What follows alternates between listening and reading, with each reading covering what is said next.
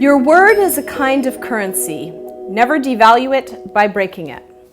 So I always tell people that you really are your own brand, and a brand is a kind of promise, and it really is an action. That's what people don't really think about. They think about all the pretty stuff around their brand, right? The color and the logo and all of those things. But your word is a kind of currency as well. And the moment you break or fracture that, you can never really get it back. So you can't compromise your word in any way, shape, or form. So one of the ways I think about making this actionable, because it's kind of tough to do when you think about it. I mean, I can't really say in 30 days from now, I'd like you to keep your word. That's a little difficult, right? But what we can do in terms of making it actionable is to teach you to be able to better keep your word.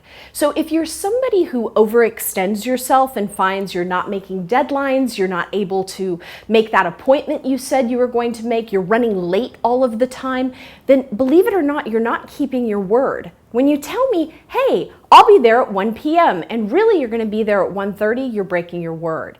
So one of the things I'd like you to do is to learn to be more realistic about your promises and your commitments, and this will help you keep your word. It sounds like a very simple thing to do, but if it's something that you're not in the habit of doing, it's going to be a little more challenging. And the other way it gets expressed, of course, is through our children, right? We say, if you do that, this is going to be the consequence, but then we don't follow through with the consequence, and we wonder, like, why aren't they listening to us? That's why they're not listening to you, because they don't believe you, because you're a liar, liar, pants on fire. So you have to keep your word. So in order to do that, don't commit to something unless you can actually follow through. So what I want you to do is, over the next week, be hyper conscious of every time you commit to something, whether it's a time you're going to be there, whether it's picking something up, whether it's making an appointment, whatever it is. And look and see, are you falling short on some of your commitments? Are you finding you're turning stuff in a little later than you said you would? Start reassessing what you actually promise. Don't overpromise and underdeliver, because that's going to really damage your brand. It can damage your career. It can damage your relationships. So this is a very expensive behavior if you get stuck in it.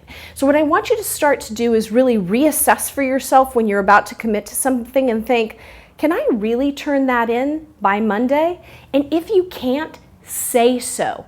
Or make damn sure you get it in by Monday. Whatever you decide to do, just make sure you're solid with all of your relationships, both personally and professionally. And really, in the next 7 days, I want you to be hyper conscious of how you commit yourself to things, and to be determined not to overcommit yourself so that you can always over-deliver rather than under-deliver.